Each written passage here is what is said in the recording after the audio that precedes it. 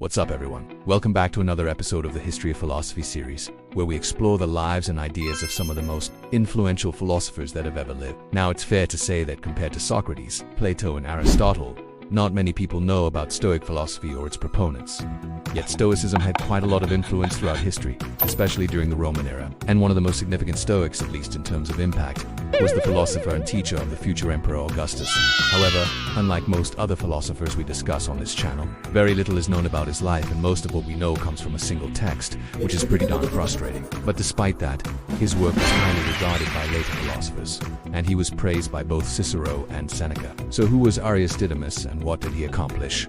Let's find out. As I mentioned, our primary source for the life of Arius is the Greek philosopher and compilist Didymus. Was born around 70 AD, and in his work, a collection of aphorisms titled Florilegus, he gives us an account of Arius' life. According to Stoic, Arius was born in Athens in 116 BC and was a pupil of the Stoic philosopher Zeno.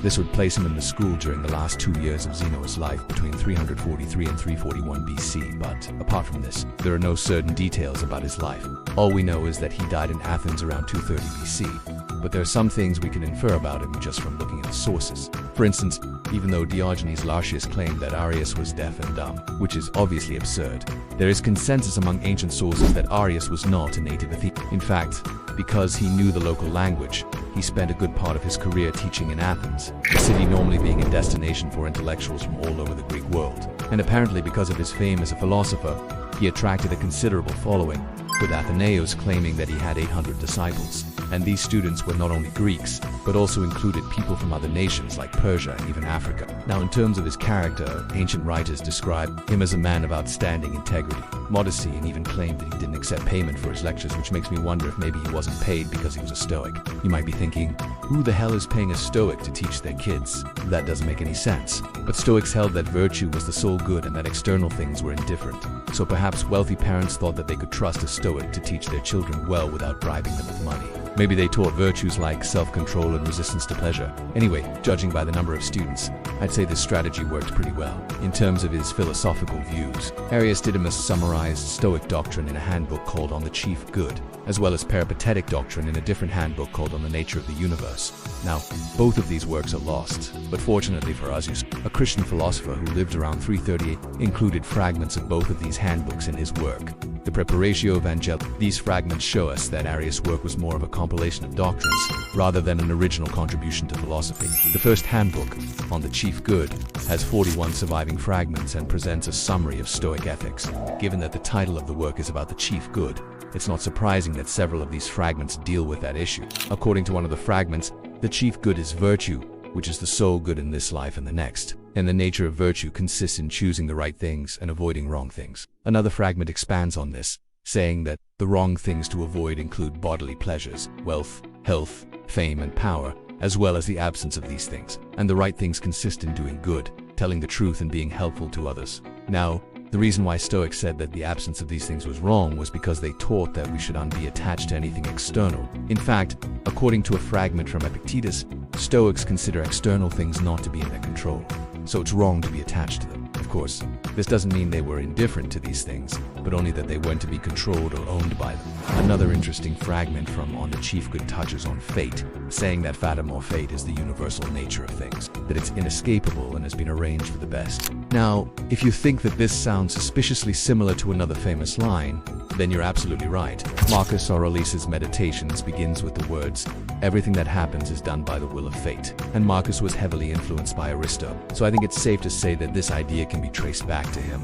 It seems that in On the Chief Good, Arius also talked about the Stoics' indifference to death, pointing out that death is either annihilation or transition to another state, and in either case, it's nothing to be afraid of. And finally, he presented the Stoics' understanding of the relationship between the wise person and the gods, saying that the wise person prays for two things, that his own actions may be good and that those of others may not hinder his. The other handbook, On the Nature of the Universe, is much longer with 148 surviving fragments. As its name suggests, it deals with cosmology and physics, and serves as a nice introduction to Stoic natural philosophy. The longest fragment describes the Stoics' theory of the cosmos, saying that the universe is infinite in size, that it's surrounded by an outer wall, and that it contains everything that exists. Furthermore, it's made up of two parts, the interior of which is fire, and the exterior is air. Between these two parts lies earth and water, and the motion of these four elements produces all natural phenomena. Also, according to this fragment, comets are produced when an oblique winter solstice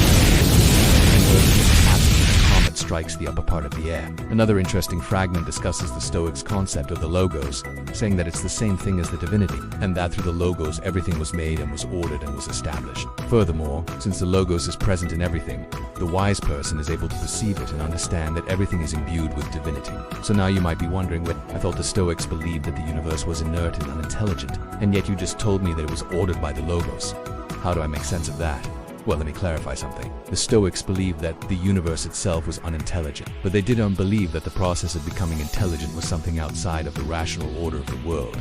Let me explain. See, for the Stoics, the universe was governed by a rational principle called the logos, which was identified with divinity. And the logos created the rational beings in the universe, that is, humans and perhaps animals too, and endowed them with intelligence so that they could use reason to live So while the universe itself wasn't rational, it contained rational creatures and was ordered towards the end of creating these rational beings. Anyway, returning to the discussion on the nature of the cosmos, I should point out that in this work, Arius also dealt with Stoic physics. He explained how the elements are produced by the combinations of hot and cold, and how their interactions generate qualities such as lightness and heaviness. In addition, he covered the generation of animals and plants, saying that each of them is produced from the appropriate elements in soil. Now, interestingly, he gave an example of this by mentioning the Athenians, saying that they're produced from the Athenian soil. A bit of trivia for you there. Finally, in the remaining fragments, he covers a variety of topics, including the soul, emotions, sensation,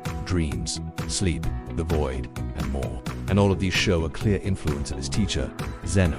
For instance, in one fragment he says that we have two kinds of sensation, one produced by the body and one by the soul, and that while sensations from the body are pleasant or unpleasant, those from the soul are always pleasant. So obviously, according to Arius, intellectual and spiritual pursuits are better than bodily pleasures. So overall, Arius Didymus was a pivotal figure in the history of Stoicism. He was a student of Zeno, one of the founders of Stoicism, and compiled a summary of Stoic doctrine that became very influential. Unfortunately, both of his handbooks are lost, but fragments of them were preserved by Eusebius, and they give us a clear picture of his philosophical views. He was clearly a moral philosopher first and foremost, and he presented a kind of ethics that was based on the idea that the only good was virtue and that all other things were indifferent. He also helped transmit Stoic physics and cosmology, and he viewed the universe as fundamentally rational and teleological, ordered by the logos towards the end of actualizing the rational beings that it contained.